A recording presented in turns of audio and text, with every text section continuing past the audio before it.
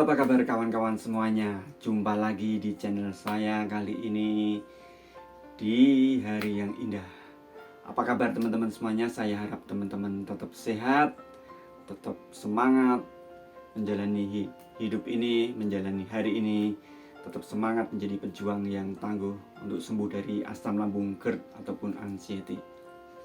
Nah, sebelum kita lanjutkan buat teman-teman semuanya, saya berharap dan memohon sudi kiranya untuk subscribe channel saya ini, like ataupun share, semoga berkembang menjadi lebih baik, bermanfaat untuk teman-teman semuanya dan orang lain. Oke.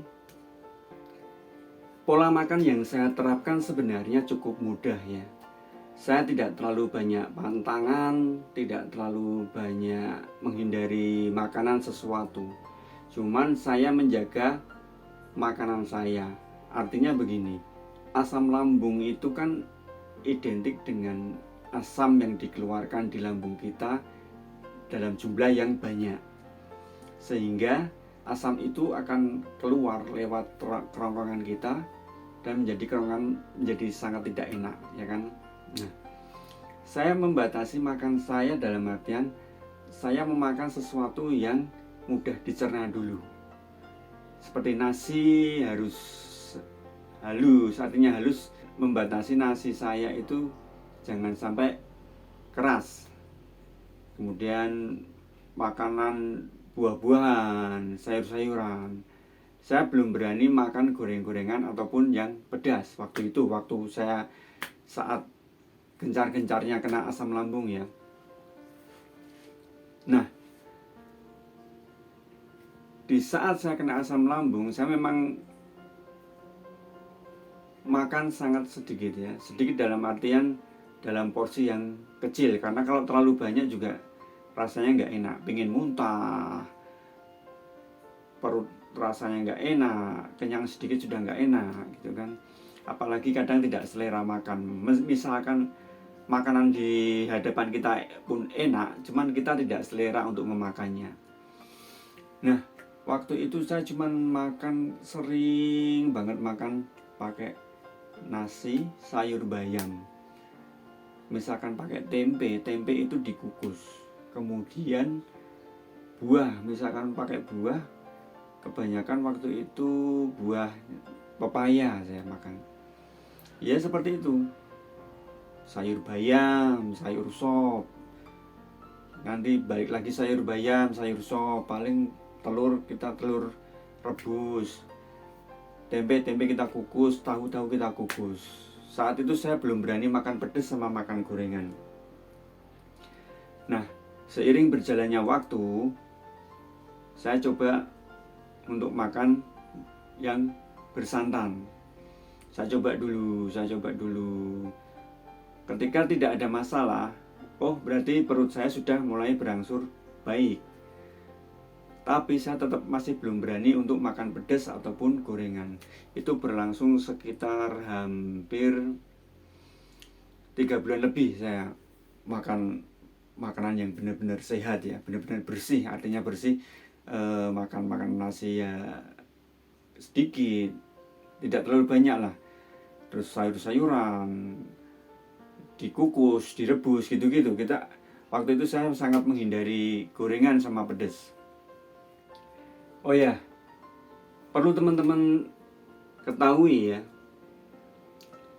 awal sebelum saya terkena asam lambung itu, berat badan saya kisaran 74.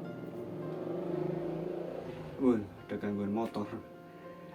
Kita kembali lagi ya.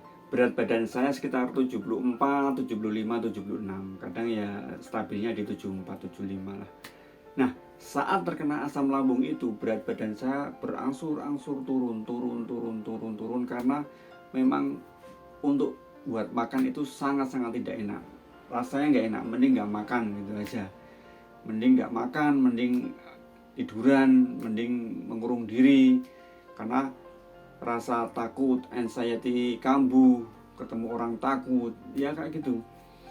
Hampir sampai berat badan saya itu jadi 60. Turunnya banyak banget waktu itu. Nah, setelah itu saya coba terapi itu, mengubah pola makan sedikit sedikit. Tapi saya coba untuk rutinkan, artinya dalam artian rutinkan itu pagi saya sarapan dikit, kemudian jam 10 saya coba ngemil makanan ringan. Makanan ringan di sini biasanya istri saya itu membikinkan ini pisang rebus, biasanya pisang rebus sama ya roti roti cracker gitulah. Nanti jam 12 saya makan lagi dengan porsi sedikit. Nanti saya istirahat, tidur siang barang setengah jam, 1 jam. Kemudian nanti jam 3 saya coba jalan-jalan keluar. Nanti habis jalan-jalan saya coba ngemil lagi kisaran setengah 4. Nah, terakhir saya makan itu di jam 6. Jam 6, setengah 6, jam 6, setengah 6. Sekitar jam segitu saya terakhir makan. Waktu itu, waktu saya terkena asam lambung. Di atas jam 6 saya tidak makan lagi. Itu berlangsung ya hampir selama saya sakit asam lambung sampai 6 bulan, 7 bulan. Saya jalani hal seperti itu, rutinitas seperti itu ya. Jika saya terpaksa lapar, artinya jika saya merasa lapar di atas jam 6 dan terpaksa harus makan, maka biasanya saya makan buah. Saya memang selalu sediakan buah ya di tempat saya. Itu sediakan buah, entah itu buah pir, entah itu buah melon, pasti saya sediakan. Karena waktu itu memang untuk antisipasi aja, ketika malam hari terasa lapar, saya memakan buah tersebut. Nah, pola makan ini saya terapkan lumayan lama artinya saya benar-benar berani nyoba untuk makanan bersantan, sedikit pedas, berani nyoba gorengan itu kurang lebih setelah saya menjalani pola makan sehat itu 6 bulan, 7 bulanan, 7 bulan lah tepatnya. Nah, saya sudah berani nyoba untuk sedikit nyolek makanan bersantan. Saya sudah berani nyolek gorengan, meskipun itu hanya sekedar tempe goreng. Makanan saya ubah untuk lebih terasa bervariatif lagi ya teman-teman. Dan ketika saya merasa it's okay, nggak apa-apa, ya udah, saya nggak apa-apa. Tapi saya sementara masih membatasi untuk bersantan gorengan itu, misalkan seminggu ya 2 kali 3 kali lah, 2 kali 3 kali seperti itu. Di dalam menyiasati penyakit asam lambung GERD dan anxiety itu soal makanan, ketika kita berani mencoba untuk memakan makanan yang bersantan, gorengan ataupun pedas, itu sah-sah aja. Monggo silakan teman-teman, kalau sudah merasa agak enakan, kalau mau coba monggo. Soalnya dalam hal ini yang tahu diri kita itu kita sendiri. Apakah kita nggak masalah makan tersebut, apakah kita sudah berani makan tersebut, kita yang tahu sendiri dan kita yang harus mencobanya sendiri. Ketika kita mencoba makanan tersebut dan kita nggak masalah, ya silakan, nggak masalah, silakan dicoba. Cuman sementara yang bisa kita lakukan adalah membatasi ya teman-teman ya, bukan menyetop sama sekali sih, bukan. Cuman kita harus membatasi. Dalam artian ketika kita sudah bilang cukup, ya udah cukup. Untuk mencobanya lagi makan sesuatu harus kita kasih interval waktu, mungkin selang sehari, mungkin selang 2 hari. Nah, ketika teman-teman sudah merasa fine, merasa oke, merasa baik-baik saja, monggo silakan lanjutkan makanan tersebut. Saya pun sama. Setelah hampir 7 bulan, 8 bulan saya menerapkan pola hidup yang benar-benar clean, benar-benar bersih, dan perut saya rasakan kok sudah nggak ada masalah, saya coba makan makanan seperti itu, bersantan, gorengan, tempe goreng, dan sebagainya. Cuman saya memang belum berani nyoba pedes. Saya belum berani nyoba pedes ya teman-teman. Nah, ketika itu is okay, nggak masalah, ya udah, saya kembali kayak tadi, membuat pola makan saya lebih bervariatif agar lidah kembali bisa merasakan makanan enak ya teman-teman ya. Pola makan itu sebenarnya mengikuti pola hidup ya teman-teman ya. Pola hidup mengikuti pola pikir kita. Ketika pola pikir kita baik, pola pikir kita positif, pola hidup kita akan menjadi lebih baik. Pola hidup kita akan menjadi lebih teratur. Dan akhirnya pola makan kita juga akan menjadi baik atau mengikuti baik.